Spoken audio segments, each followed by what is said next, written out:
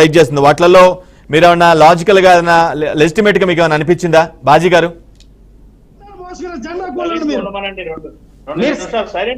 Please please please bhaji గారు please మాట్లాడండి please bhaji గారు. నేనేమంటున్నానంటే వైసీపీ రైట్ చేసిన పాయింట్ లో మీరు కాంగ్రెస్ పార్టీ నాయకులు కదా, మీరు మాట్లాడండి. వైసీపీ రైట్ చేసిన పాయింట్ లో బాజీ గారు మాట్లాడతారు. వీళ్ళు ఎమ్మెల్యే టికెట్లు అమ్ముకున్నారు కాంగ్రెస్ పార్టీ వాళ్ళు. రైట్ రైట్ సబ్జెక్ట్ వేరు. లక్ష్మి గారు ప్లీజ్ వేరే సబ్జెక్ట్ మాట్లాడద్దు. లక్ష్మి గారు ఎమ్మెల్యే టికెట్లు ప్లీజ్ బాజీ గారు మాట్లాడేవాలి. బాజీ గారిని మీరు చాలా సమయం తీసుకున్నారు. లక్ష్మి గారు చాలా సమయం తీసుకున్నారు. బాజీ గారిని మాట్లాడేవాలి. బాజీ గారు వైసీపీ రైట్ చేసిన పాయింట్ ఏదైతే ఉందో ఈసీ సహకరించిందనే పాయింట్, ఈసీ కొంత సహకరించింది, అందుకే ముందుగా వీడియో లోకేష్ ట్విట్టర్ లో కనిపించిందని ఏదైతే కొన్ని పాయింట్స్ రైట్ చేస్తున్నారో వాటిలో ఏమైనా మీకు అనిపిస్తుందా, లెజిటిమేట్ గా అనిపిస్తుందా కరెక్టే వ్యాలిడ్ పాయింట్ అని? ఉండదండి వెంకటేష్ గారు, నేను దాంతో ఏకీభవించను. ఆ పాయింట్ విలువ లేదు, లాజిక్ లేదు. వాడు సమర్థించుకోవడం కోసం మాట్లాడటం తప్ప ఈసీ ఎవరికి సమర్థిస్తుందండి? అది నేషనల్ కేంద్ర ప్రభుత్వ కేంద్ర స్థాయిలో జరుగుతున్న ఒక స్వయం ప్రతిపత్తి కలిగిన సంస్థ ఈసీ. దేశంలో అనేక పనిచేస్తున్నాయి.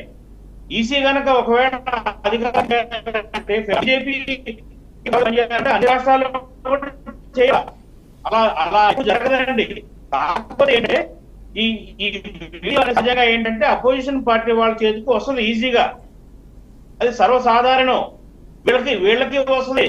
వీళ్ళు ఏంటంటే పెడతారు, అపోజిషన్ పార్టీ వాళ్ళు బయటికి తీసుకొస్తారు. అది కామన్ పాయింట్ అండి. అది అంతే. దాన్ని బట్టి లోకేష్ గారికి ఏదో ఈసీ సహకరించింది అనుకోవటం అనేది అది కరెక్ట్ విషయం కాదు. అది నా అభిప్రాయం ప్రకారంగా సహజంగా సంఘటన జరిగింది, అది వాస్తవమా కాదా అదే పాయింట్.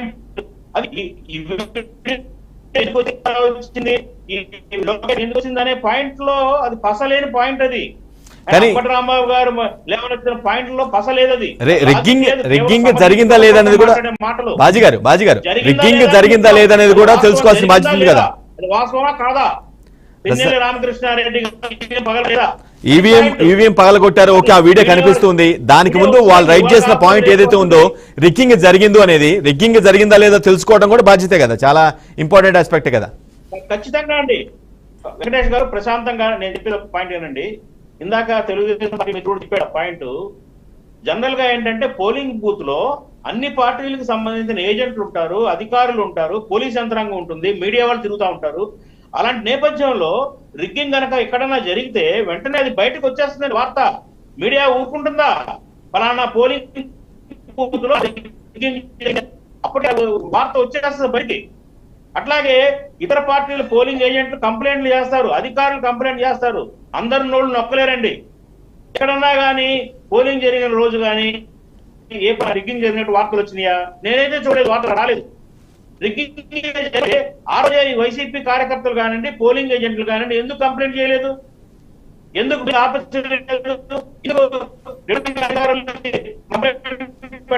ఇవ్వలేదు? సరే బాజీ గారు మీ పాయింటే రైట్ అనుకున్నాం. రిగ్గింగ్ జరగలేదు అనుకున్నాం, రిగ్గింగ్ జరగలేదని అనుకున్నాం కాసేపు.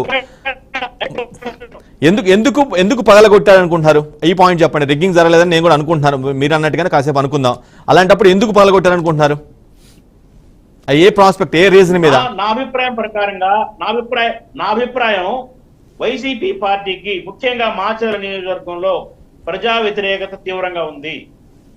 ఓడిపోబోతున్నాము అనే ఒక ఫ్రస్ట్రేషన్ కి వెళ్ళి ఆ రకమైన ఒక వైషమ్య పూరితమైన ప్రక్రియగా ఆయన పాల్పడ్డాడని. కానీ 4 సార్లు వరుస గెలిచారు, ఆ విషయం మర్చిపోవద్దు బాజీ గారు. 4 సార్లు వరుసగా గెలిచారు, ఎక్సెప్ట్ బై ఎలక్షన్ మినహాయించి. మళ్ళీ గెలవాలని లేదు కదండి. వరుస గెలిచిన వాళ్ళు మళ్ళీ గెలవాలని ఉందా ఎక్కడన్నా? మాట్లాడటానికి కనీసం లాజిక్ కూడా మాట్లాడతావు నువ్వు. 4 సార్లు గెలిస్తే అలాంటి వ్యక్తి దగ్గర ఏం మాట్లాడతాను? ఏ లాజిక్ మాట్లాడతాను? ఓడిపోతాడని వచ్చి ఏం మాట్లాడతావు? నీకు బుర్ర ఉందా? నీకు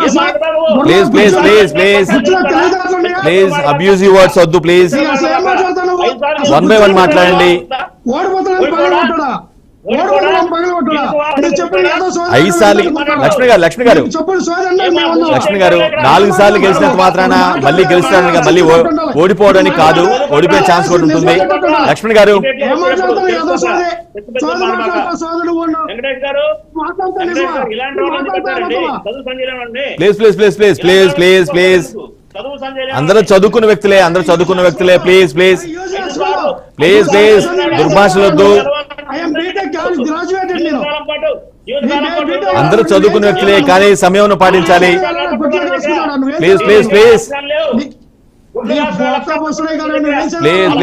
లక్ష్మణ్ గారు నువ్వు ఎన్ని డిబేట్లు చేశావు నువ్వు? లక్ష్మణ్ గారు వద్దొద్దు, దుర్భాషలొద్దు లక్ష్మణ్ గారు.